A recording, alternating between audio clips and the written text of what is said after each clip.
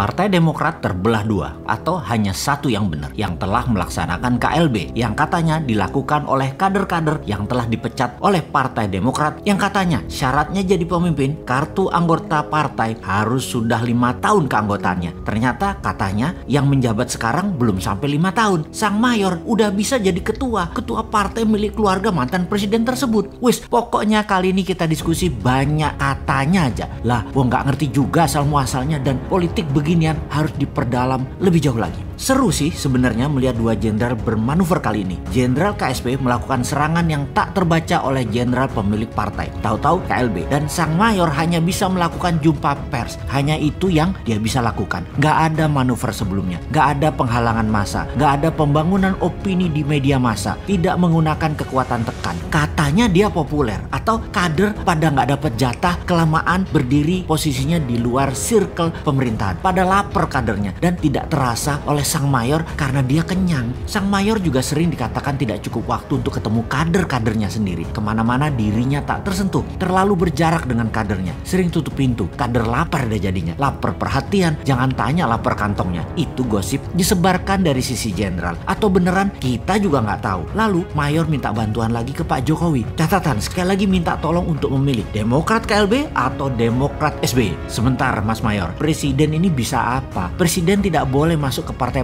Presiden itu mandataris MPR, menjalankan pemerintahan, gak ngurusi partai. Kalau mau menang dalam berpolitik, kekuatannya adalah meritokrasi, prestasi, bangun peacock effect, bangun efek ekor merak. Ekor merak prestasimu mana mayor? Misalnya apa kayak gitu? Gile, gue sampai bingung mendaftar prestasi meritokrasimu apa sih untuk rakyat selama ini. Oke, gini deh, walaupun Sontoloyo, bosman ini berusaha keras sekali untuk membangun meritokrasi dirinya sendiri. Berat, sangat berat. Uang kampung soalnya nggak kayak kamu, bapakmu presiden ke-6 Indonesia, asetmu akeh, asetmu banyak. Bosman, coba bangun Mardigu Nation, cara cerdas bernegara versi generasi digital yang akan bersaing dengan old mind. MMT, printing money melawan hutang IMF dan FDI misalnya. Kemudian solusi ekonomi dengan TINA di mana bunga deposito 0%. Lalu membangun bottom of pyramid, membangun para UKM. Banyak strategi new mind dalam bernegara untuk anak milenial dan Gen Zilenial. Dua generasi digital ini semuanya di Mardigu Nation ini dikatakan masih teori, tapi setidaknya kita punya platform bernegara. Calon pemimpin lain di tahun 2024 nggak punya, masih pada ikut old mind, bernegara pakai hutang, pakai asing membangun ekonomi. Dengan cara kayak gitu sulit berdaulat. Generasi new mind sudah lengkap strateginya kalau mengikuti Mardigu Nation. Lalu meritokrasi adalah membangun ekor meraknya. Bosman ini mana? Dinaran adalah tool ekonomi untuk Indonesia, yaitu rupiahnya punya underlying.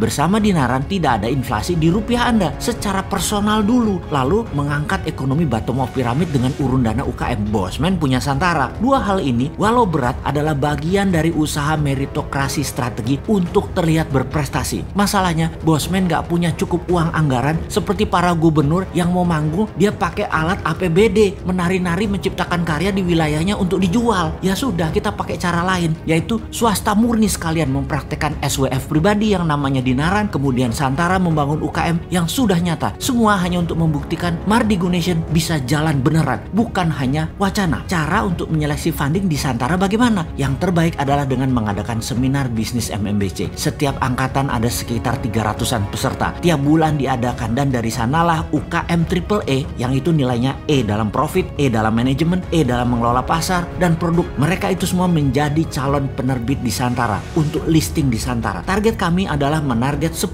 UKM menjadi penerbit di Santara dalam 3 tahun ke depan dan menarget investor receh urun dana mulai dari dana ratusan ribu rupiah, 2 atau 5 jutaan berurun dana membantu UKM scale up. Ini akan membuka lowongan 200.000 tenaga kerja baru tercipta dari strategi ini. Sebenarnya kasihan ini bosman yang merangkak berat untuk mengangkat ekonomi bottom of pyramid tanpa modal jabatan, tanpa modal anak orang kaya, tanpa modal politik. Banyak haternya lagi yang anti new mind, tapi tetap optimis, tetap semangat karena punya modal lain yang lebih jujur. Modalnya saudara setanah air yang percaya kekuatan gotong royong bisa menyelesaikan lemahnya bernegara dan lemahnya ekonomi secara bersama-sama agar Indonesia berdaulat.